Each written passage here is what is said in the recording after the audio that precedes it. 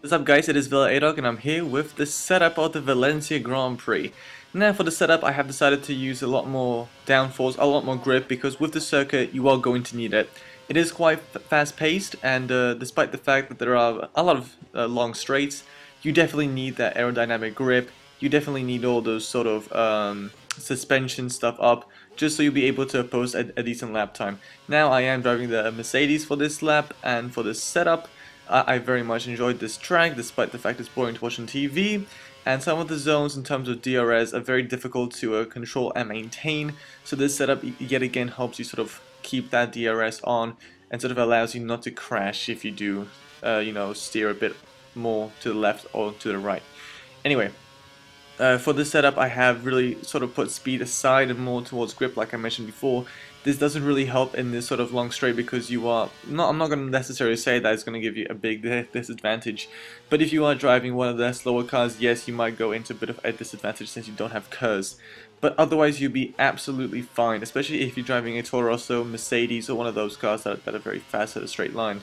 Furthermore, this setup actually does give you well, actually, on the tires, I don't think it's that strong as usual. I think it's pretty alright as my other setups. Gearbox this time, pretty proud. I'll be showing you guys in a second. And more stuff I can talk about this track. It's not that difficult. I think it takes some time to get used to. Otherwise, yeah, you really have to be brave, be confident, like I mentioned previously, and just you know, do your best. You'll be absolutely fine on this track. If there is a car, then you are going to be in a bit of trouble because it is sometimes a pain to overtake in this track. But regardless, you've got curves, DRS, no worries whatsoever.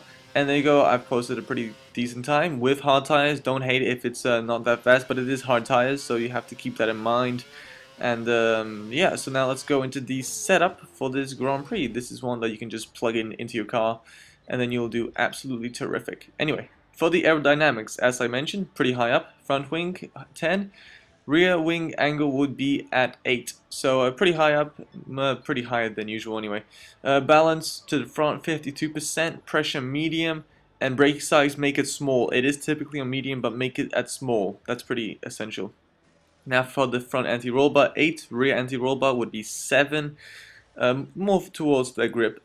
Front right and rear right pretty high up at 6 and 5. You've got the front spring stiffness at 8 and the rear spring stiffness at 7. Again, quite higher than usual, but you are going to need a gearbox. I'm not going to mention it, but you can see it is quite low. That sort of shows you that, I want to say it is a high-speed circuit, but you know, looking at the gears, it doesn't really show that. But believe me, you're going to be on the throttle a lot, and during those practice sessions and quali, you are going to be using DRS quite a lot. So anyway, thank you for watching this. Oh, and those are the alignment settings. So thank you for watching this video. Hopefully you enjoyed it. Subscribe if you liked it, and see you guys very soon with the next video.